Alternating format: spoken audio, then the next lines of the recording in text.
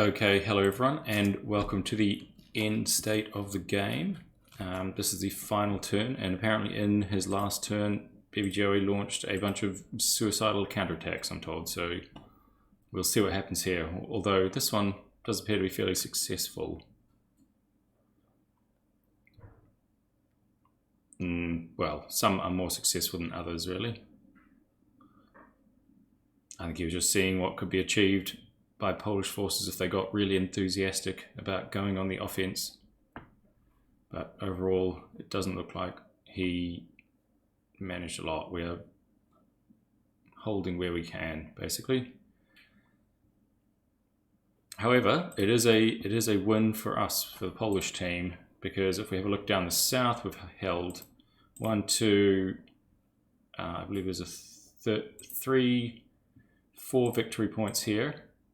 So despite the Germans having overwhelming force and most of our forces falling to bits, the central front with Warsaw and basically all the northern and reserve troops is holding firm. The Germans didn't make it even to the outskirts of Warsaw before being pushed back slightly, and because we held that, the British held out, and these other sections, it means we won quite significantly. I think it was a decisive Polish victory, this one.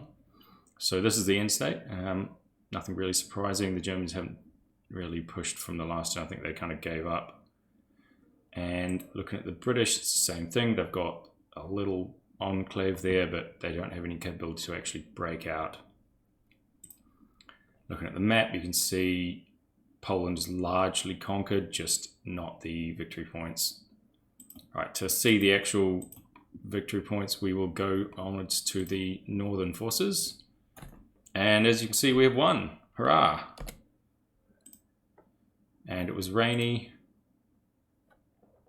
so it's a German defeat. It doesn't actually say the grade here. I'm not sure. I think it was a major win for us,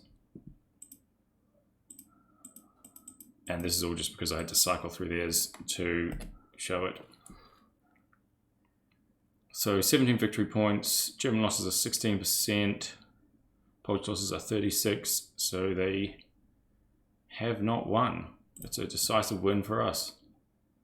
Excellent, and that pretty much covers it. Looking at the statistics, this is where I was swapping units between groups, so it gets a bit weird there.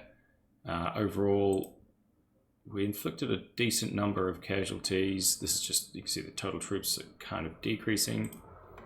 And they lost 1,500 armed cars, trucks, as well as from the 10th Army alone. But the real losses are light tanks 500 from the 10th Army, which is a lot of tanks. And another 170 from the 14th.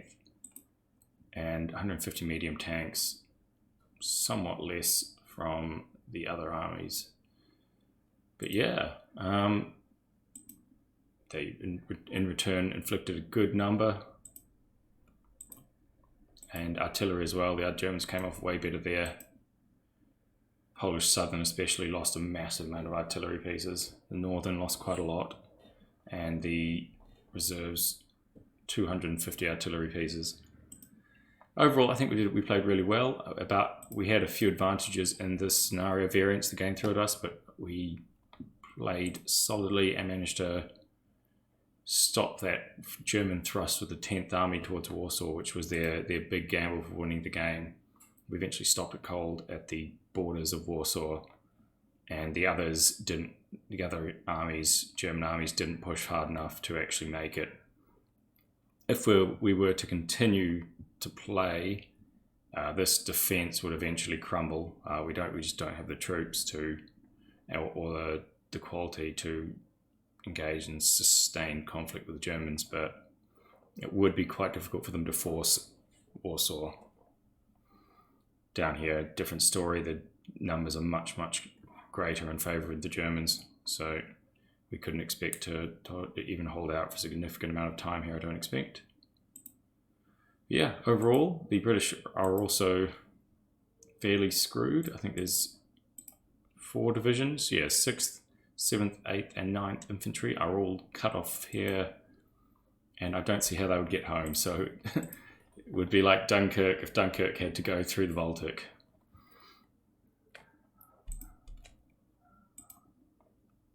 As you can see, Polish player wins. Hurrah.